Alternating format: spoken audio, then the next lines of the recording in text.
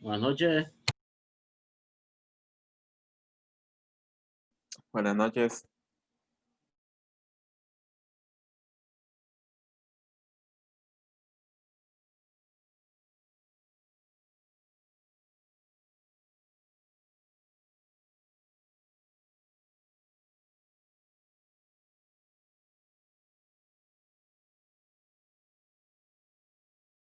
Bien, bien. Buenas noches.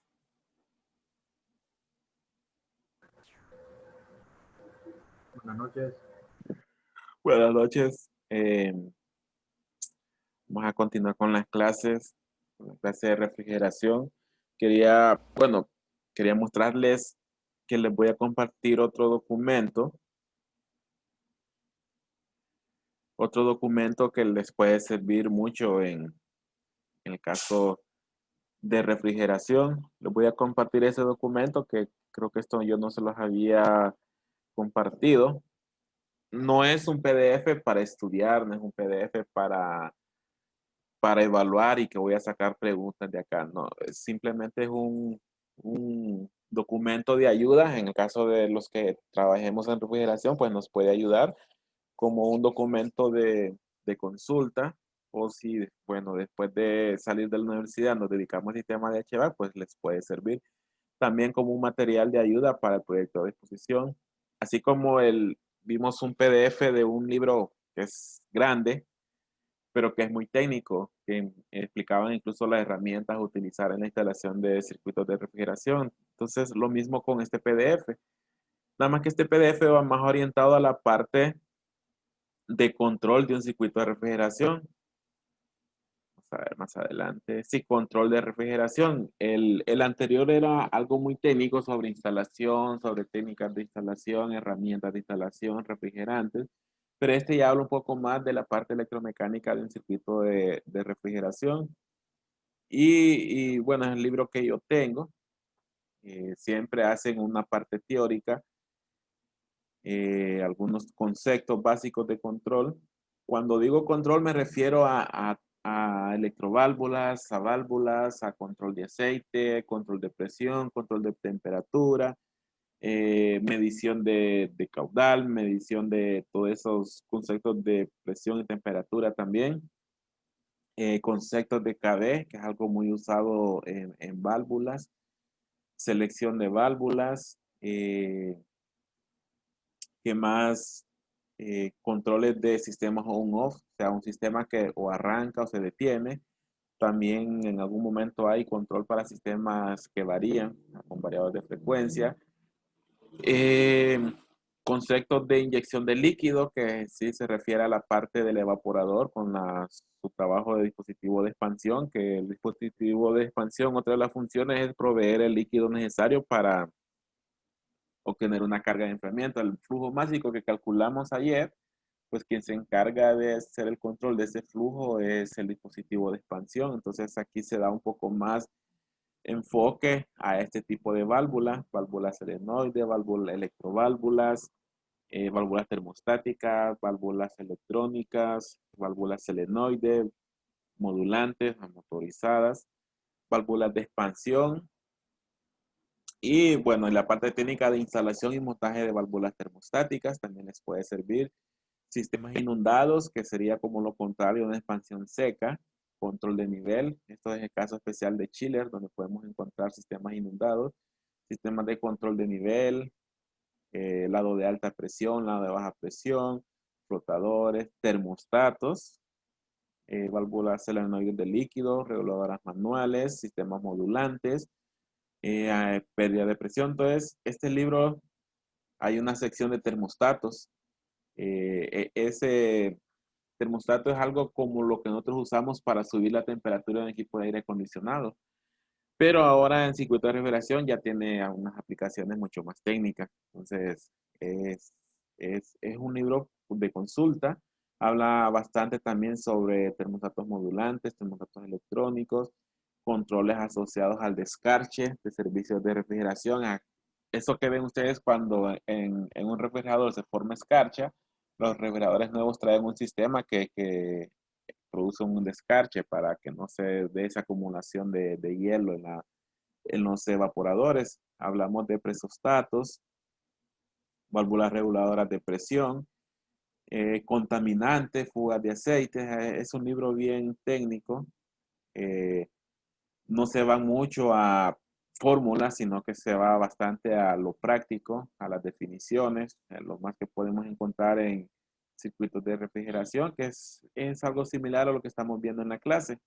Entonces, ahí se los voy a compartir para que lo tengan. Veanlo no como un material. El material que les estoy pasando no lo veamos como materiales solo para cursar la clase, sino que materiales que les van a servir, porque son materiales que yo mismo o que nosotros mismos ocupamos ya en casos reales. Entonces, se los voy a compartir. Es bueno leerlo ahí de vez en cuando, ver en qué consiste un ciclo de refrigeración y nos vamos a dar cuenta que refrigeración es un área tan grande que no ajustaría un solo periodo para ver todo lo que lleva refrigeración. Incluso lo que vamos a ver nosotros es quizás lo superficial, solo para saber en qué consiste y los sistemas que existen. Luego vienen las partes muy, muy dedicadas y solo de control podemos llevar todo un periodo también de clases. Sobre instalación de circuitos de refrigeración podríamos llevar otro periodo de clases. Entonces, pero aquí vamos a tratar de ver lo necesario para encontrarle lo divertido a la clase y que nos interese. De repente sea la línea que tomemos una vez que salgamos de la universidad. O de repente ya estemos en esa línea, entonces también nos puede servir esa información. Otro tema es que consulté al departamento de mecánica sobre el feriado que tocaba la otra semana, sobre el feriado morazánico. No, bueno, el ingeniero Chavarría me dijo de que eso es a discreción del catedrático. Se recibirían clases, pero a la inscripción del catedrático sí se pasan los exámenes para esta semana. Pero en mi caso yo no lo pasaría porque la idea es mantener las fechas que ya teníamos programado. Lo que sí haríamos es, me parece que hubo una clase que yo no pude dar, no me recuerdo por qué fue que no la di, o sería bombas y termo, no me recuerdo. Pero creo que sí hubo una clase que yo no les pude dar, entonces sí me gustaría recuperar 1 o 2 días de la otra semana esa clase. Entonces eso es lo que haríamos. Bien, bueno, entonces examen como está programado para la semana de esta que viene a la siguiente y veremos recuperar 1 o 2 días de clases esta semana que viene. Y el feriado, pues, según el Congreso, está aprobado para noviembre, aunque la universidad no ha hecho ningún comunicado oficial. Bien, ayer hicimos un ejemplo, o vimos, mejor dicho, un ejemplo completo. No recuerdo si quedamos pendientes. No creo que sí lo hicimos todo. Bueno, si me recuerdan. No recuerdo si lo desarrollamos todo. Quedaron No, pendientes una cosa, ingeniero. Quedaron pendientes algunas cosas, ¿verdad? Creo que llegamos. ¿Hasta dónde llegamos? La verdad que ya se me olvidó. hasta Ahí, el ahí flujo quedamos. mágico, hasta el flujo La mágico. diapositiva anterior. Ah, hasta diapositiva anterior. Ahí, Al solo el flujo. flujo mágico. Ahí nos quedamos. Ah, según yo habíamos terminado. No, entonces casi iba a pasar al siguiente tema de tipos de evaporadores. Pero bueno, qué bueno que me recordaron porque según yo ya habíamos terminado.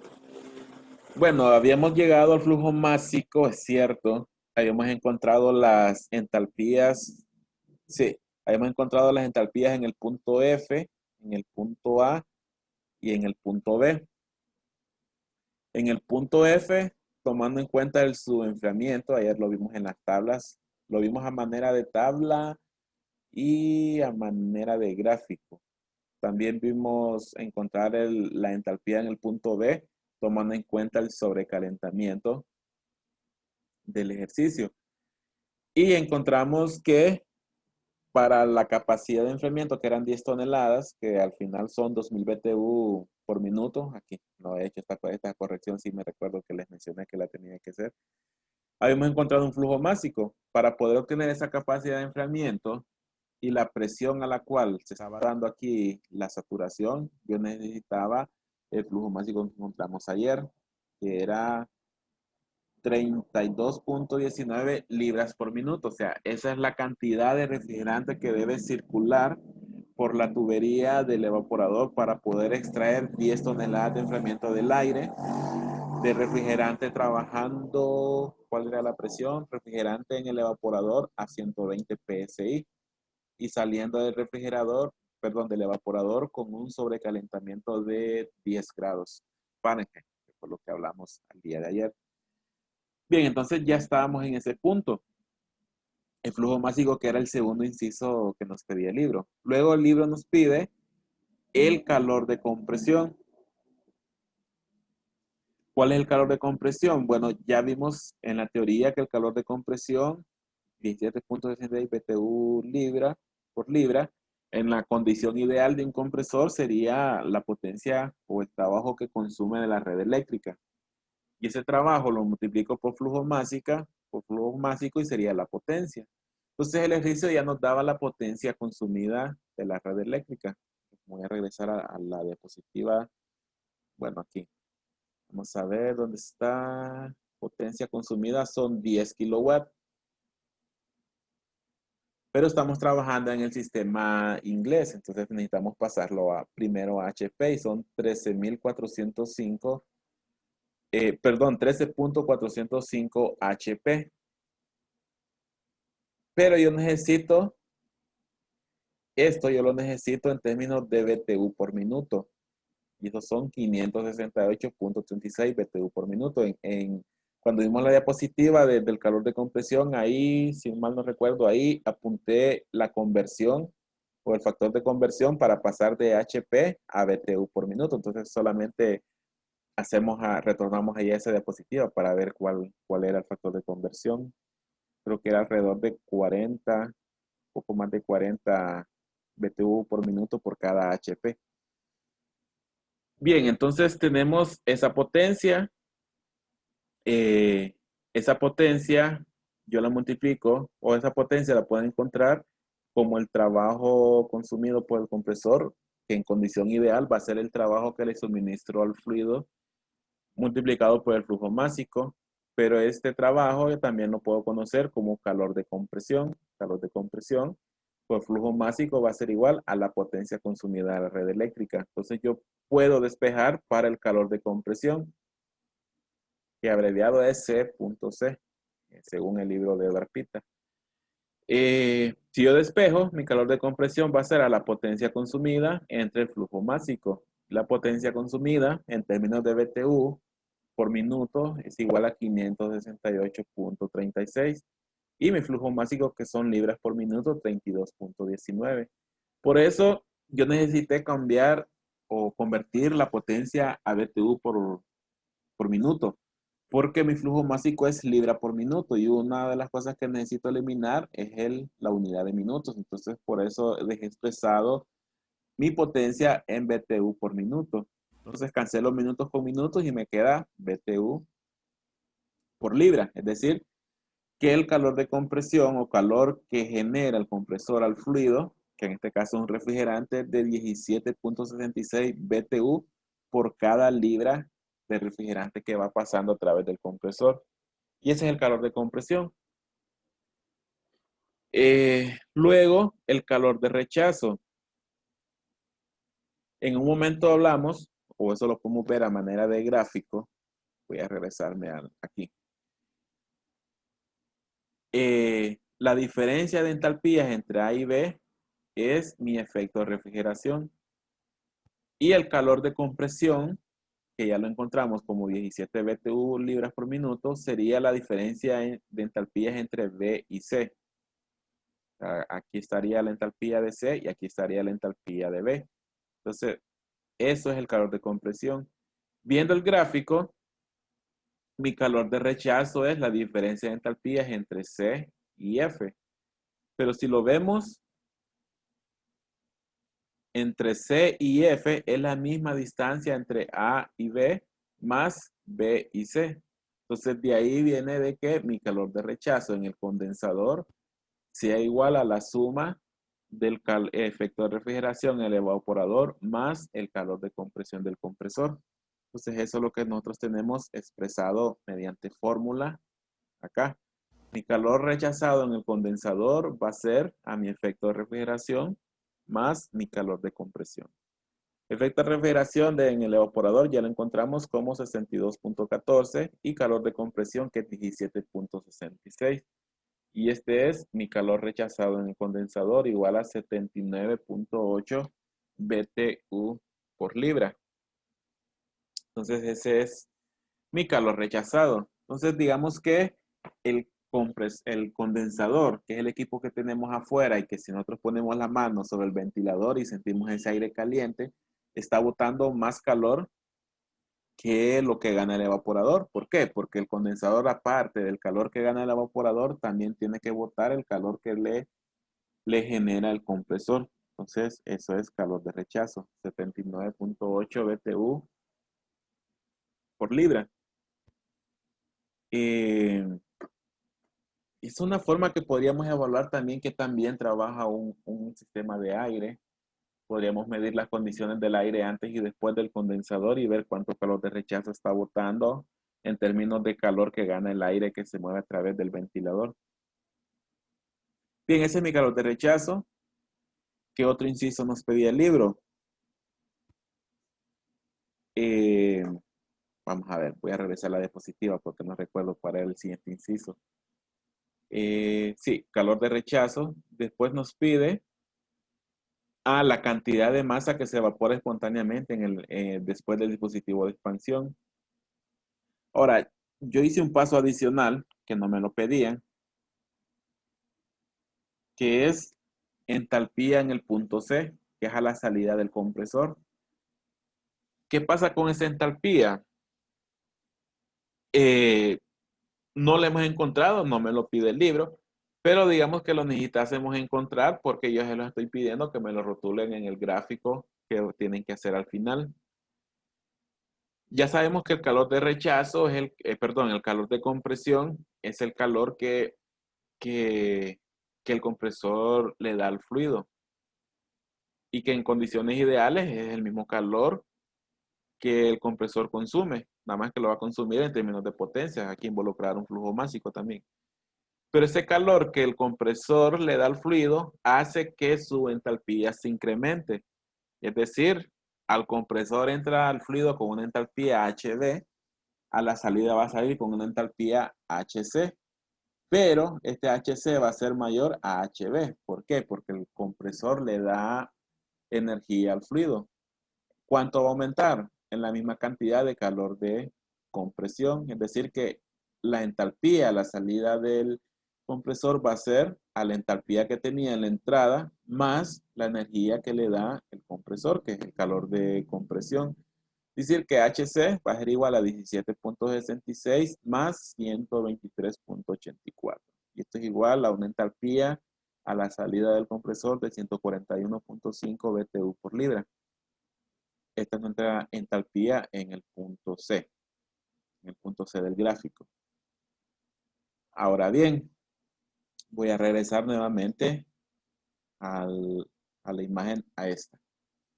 Esta entalpía que acabamos de encontrar es la entalpía que tendría en el punto C. Entonces, para términos de hacer el gráfico, ya tenemos la entalpía en F, en A, en B, en C.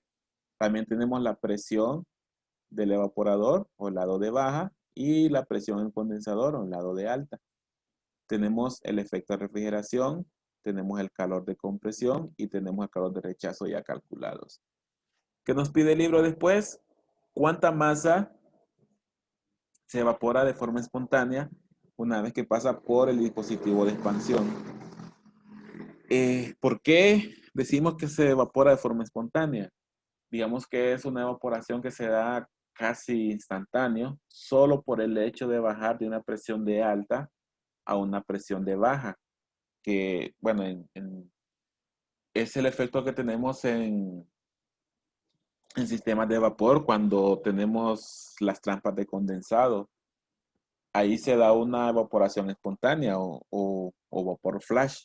Lo podemos conocer como vapor flash, que es una cantidad de vapor que se evapora de forma espontánea. ¿Por qué pasa eso? Bien, siguiendo la secuencia del circuito de refrigeración, después de pasar por el compresor, el refrigerante sale a unas condiciones de presión alta en el punto C.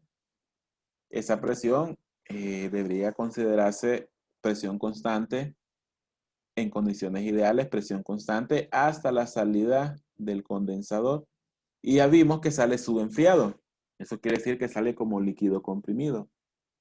Desde el momento que es líquido comprimido, su calidad es igual a cero. O sea, todo el 100% del flujo másico es líquido. Pero una vez que entra el dispositivo de expansión, aquí hay un estrangulamiento. Ese estrangulamiento provoca una caída drástica de presión. Va a caer de una presión de alta, que ya lo vimos que es 461 PSI, y va a bajar a una presión de baja de 120 PSI. Pero ¿qué es lo que pasa cuando baja a la presión menor? Una vez que baja, cae adentro de mi campana de saturación. Incluso cae adentro, separado de la zona de líquido saturado. Quiere decir que esta distancia que está aquí me representa, bueno, ya vimos que eso representa una cantidad de masa en forma de vapor. Entonces, ¿qué es lo que pasa? Una vez que el fluido pasa de F hasta A, cae 340 aproximadamente, 340 PSI. Esa es la caída de presión que provoca este dispositivo de expansión, pero es tan rápido, uno, que la entalpía se mantiene constante. Y dos, es tan rápido que pasa de líquido comprimido a una mezcla en cuestión de un periodo de tiempo corto. Es tan corto que se evapora de forma espontánea. Esto es como cuando tienen hirviendo agua en una olla a presión, tienen la tapadera puesta y adentro está líquido, pero está a una temperatura arriba de 100 grados centígrados. Hablemos de grados centígrados. Y se mantiene líquido. ¿Por qué? Porque la presión es más alta que la presión a la cual se evapora el agua en condiciones normales. Una vez que nosotros quitamos la tapadera, la presión baja drásticamente a la presión atmosférica. ¿Y qué es lo que pasa cuando quitamos la tapadera? Vemos que de repente sube un montón de espuma o burbujas, empieza a burbujear de forma espontánea. Ese momento es el efecto de una vaporización espontánea. Esa vaporización que no tenemos cuidado nos quema la mano. Cuando cuecen frijoles. Destapamos de repente la tapadera y se eleva ese montón de burbujas, que realmente es vapor espontáneo o líquido evaporándose de forma espontánea. Entonces lo mismo tenemos cuando pasamos de F hasta A. Entonces el ejercicio nos pregunta cuánto de ese flujo másico se evapora de forma espontánea al pasar de esta presión de alta a esta presión de baja. ¿Y qué es ese vapor ese flujo másico que se evapora de forma espontánea? Eso yo lo puedo medir como un porcentaje de el flujo másico total. ¿Y qué relación me da la cantidad de vapor con respecto, la cantidad de masa en vapor con respecto a la cantidad de masa total moviéndose? Pues eso me lo da la calidad. La calidad estudiada en termodinámica 1 es la que me dice en este punto cuánto de la masa total es vapor. Entonces, eso es lo que vamos a encontrar. ¿Y qué era igual esa calidad? A la diferencia de entalpías en el punto A menos su líquido saturado entre la diferencia de entalpías total que yo tendría de vapor saturado y líquido saturado. Entonces, de esa forma calculamos la calidad. Entonces, con eso nosotros ya sabemos, o con eso nosotros evaluamos cuál es la calidad. Bien, ¿cuál sería HA? Es la entalpía que tiene cuando sale el dispositivo de expansión y es igual a la entalpía F, esta que está aquí, menos HF. ¿Cuál va a ser HF? Entre HFG. ¿Cuál va a ser HFG? Pues estos son los valores de entalpía de vapor de líquido saturado entre la diferencia entre la entalpía de vapor saturado y líquido saturado. Entonces, si nos regresamos al gráfico nuevamente, no hay que confundirnos con la entalpía en B. La entalpía en B es un vapor sobrecalentado. Nosotros necesitamos la entalpía en este punto, donde se intersecta la línea roja, que es el límite de la campana, y el proceso de final de mezcla, o sea, cuando ya todo es vapor, o sea, vapor saturado. Y como líquido saturado, necesitamos a esta presión la entalpía HF en este punto. En este punto. Entonces, eso lo encontramos en las tablas que utilizamos el día de ayer. ¿Cuáles van a ser mi HG y cuáles van a ser mi HF? A la presión que yo tengo en el evaporador, que es 120 PSI. Este es un concepto exactamente igual al de termodinámica 1 para encontrar la calidad. Entonces, después de buscar en las tablas, eh,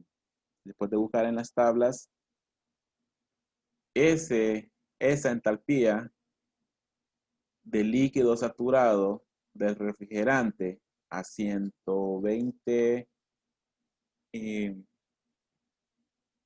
sí, a 120 PSI es igual a 26.1.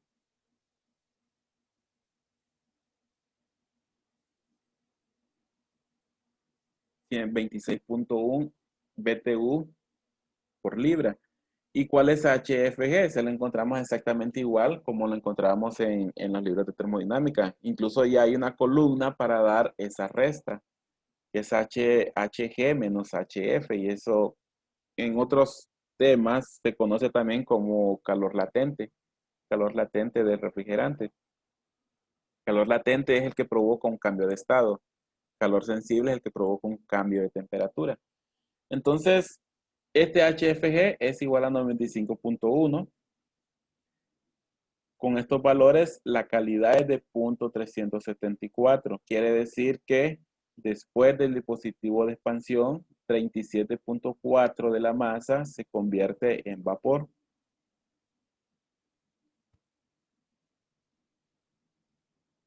37.4 libras por minuto. Eso es lo que se convierte en vapor después del dispositivo de expansión. Bien, entonces calidad se calcula exactamente igual como lo aprendimos en termodinámica 1.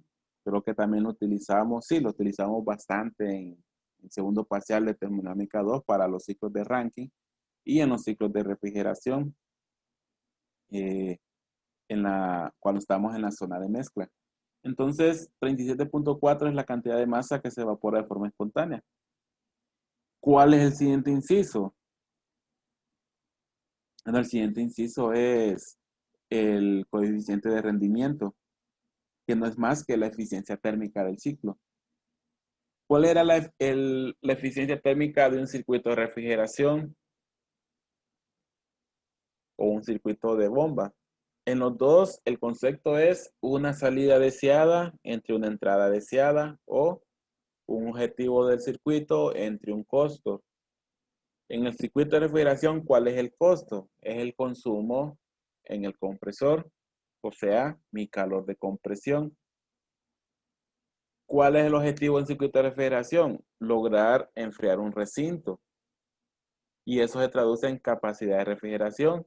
Y a la vez, si obviamos el flujo másico, es el efecto de refrigeración. Entonces, mi coeficiente de rendimiento va a ser mi efecto de refrigeración, que es lo que yo quiero lograr, entre mi calor de compresión, que es lo que me cuesta a mí lograr esa refrigeración. ¿Cuál es mi efecto de refrigeración? Ya lo calculamos como 62.14 BTU por libra. ¿Cuál es mi calor de compresión? Es 17.66 BTU por libra. 17.66. Entonces, este es mi coeficiente de rendimiento. Una vez que hacemos la relación, es igual a 3.52. ¿Qué significa ese coeficiente de rendimiento?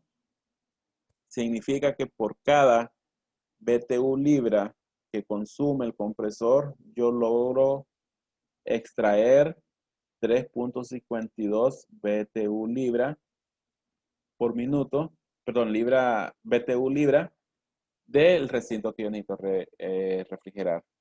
Por lo tanto, entre más grande es este valor, mucho mejor para el circuito de refrigeración. Y este es el coeficiente de rendimiento.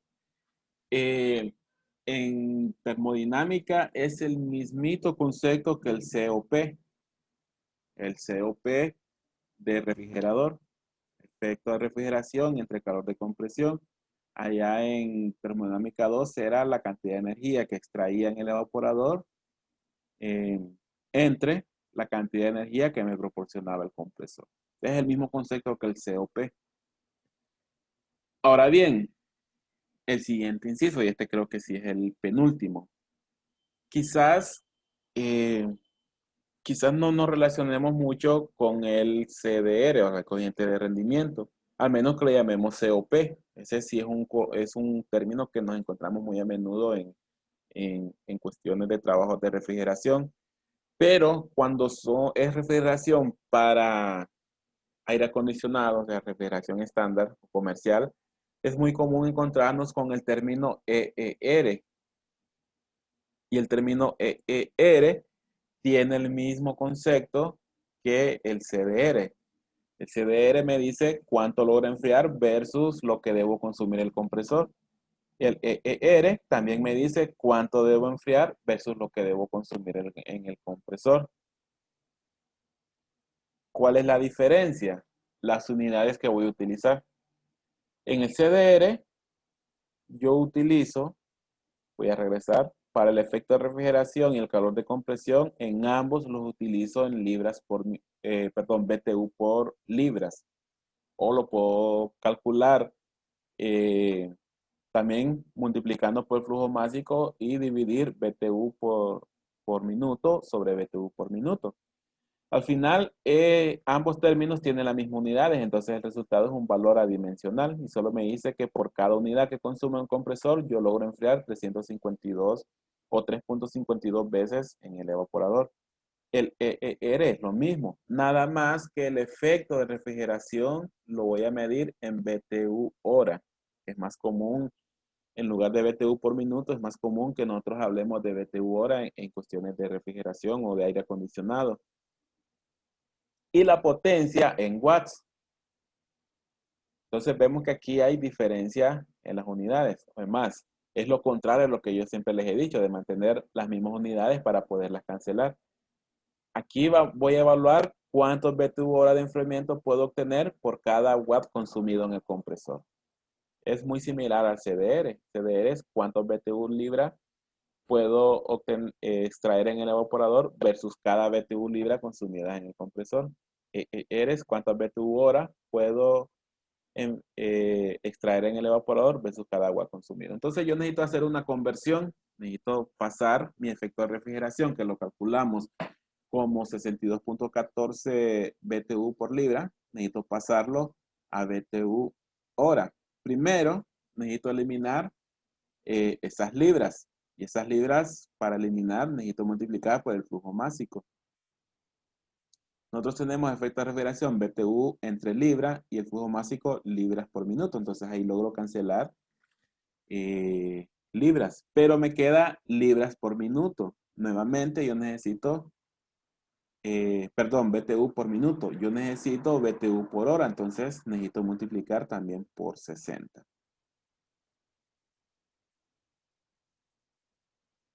Y dividirlo entre la potencia. ¿Cuál era la potencia? Creo que la potencia me lo daban en kilowatt. Voy a regresar.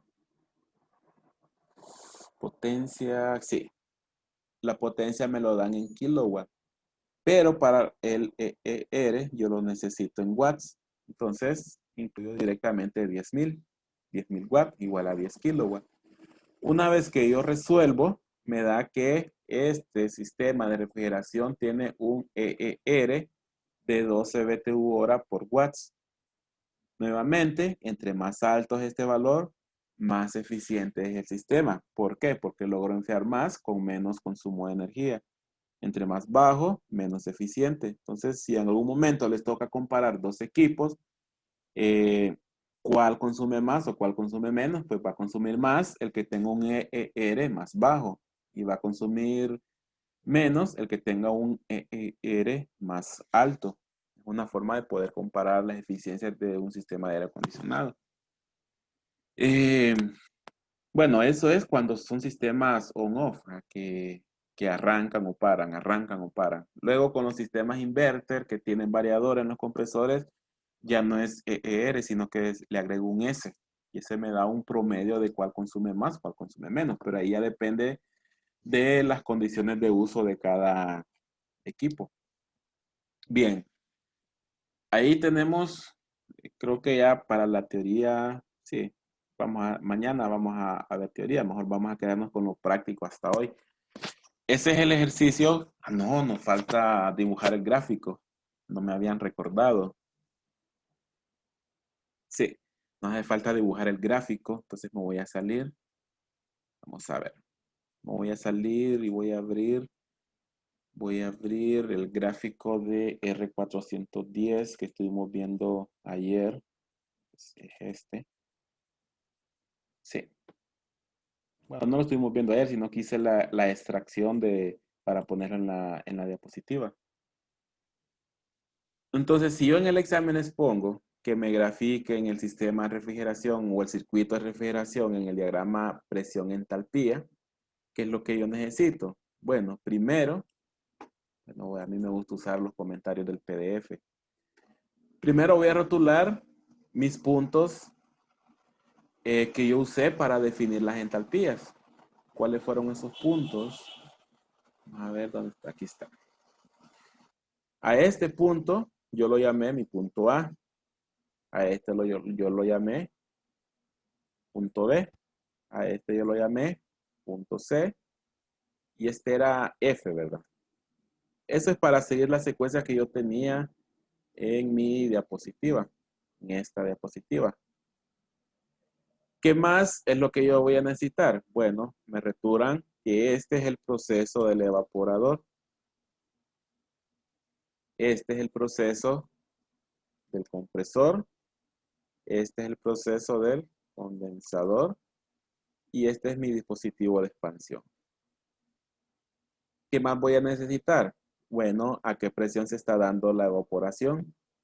O el proceso del evaporador, que si no me equivoco eran 120.03, o sea, 120.03 PSI absoluto. ¿Y el condensador a qué presión se está dando? Se está dando a 461.18. 461.18 PSI absoluto. Obviamente antes de eso, y eso se me olvidó, yo tengo que rotular en base al gráfico, no solamente dibujarlo así al azar. Por ejemplo, esta presión que acabo de rotular corresponde a 461. Entonces, si yo tiro una línea, debería corresponder. Ahí es muy aproximado, 461 PSI. Este es el eje de presiones. Y 120 PSI estaría aproximadamente siguiendo la línea aproximadamente por acá. Digamos que a la mitad de 150, sí, más o menos por ahí. Entalpías. ¿Cuánto nos dio la entalpía en el punto F y la cual es igual al punto A? ¿Cuánto nos dio ahí? Bueno, aquí está. Nos dio 61.7 BTU por libra. Entonces, eso es lo que yo tengo aproximadamente por aquí. Ahí aproximadamente. Un poquito más a la derecha de la línea de 60. Entonces, ¿qué voy a ocupar? Necesito que me rotulen esa entalpía en el punto F. Era 61.7.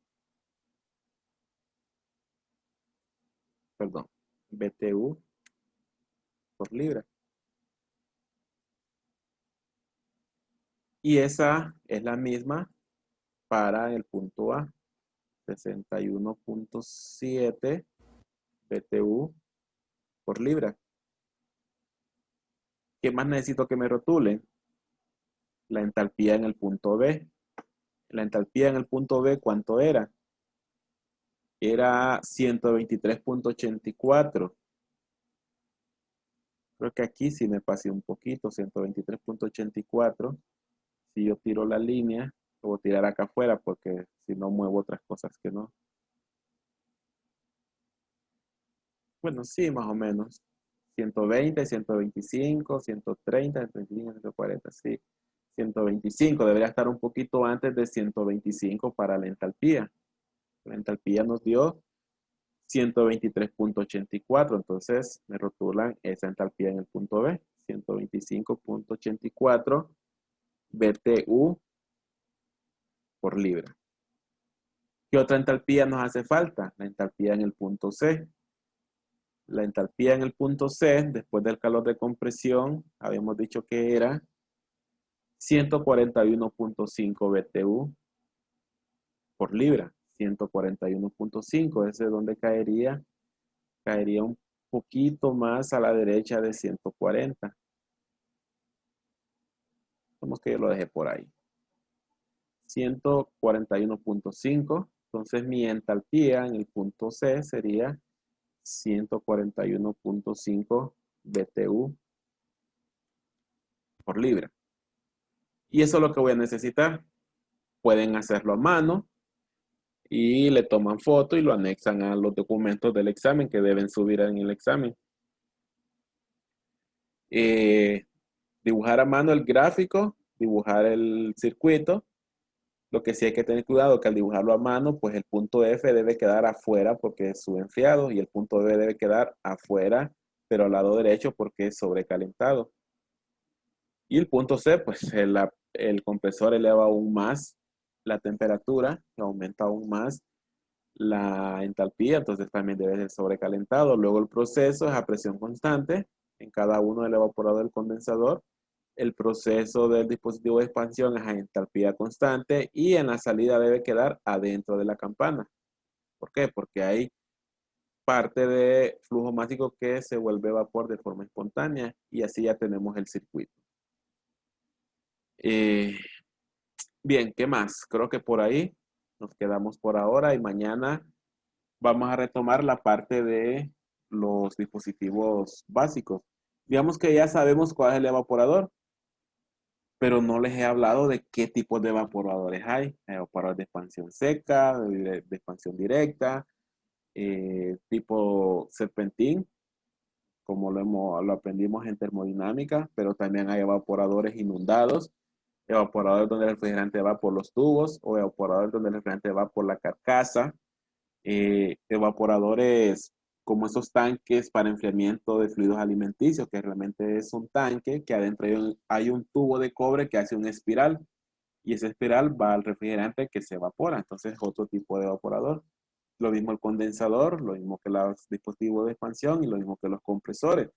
Ahorita hemos calculado el calor de compresión del compresor, pero yo no les he hablado todavía que el compresor puede ser de tornillo, puede ser scroll, puede ser helicoidal, puede ser centrífugo.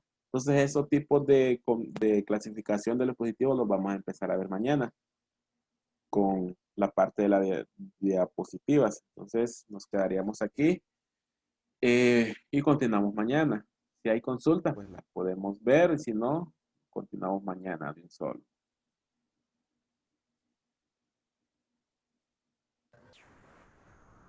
Todo claro, Ángel, gracias. Bueno.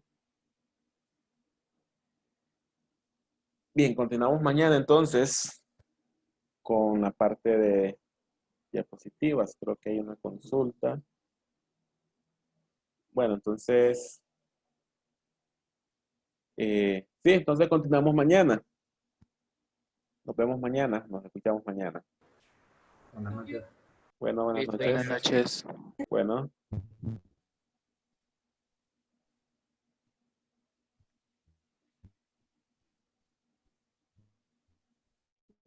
Bueno.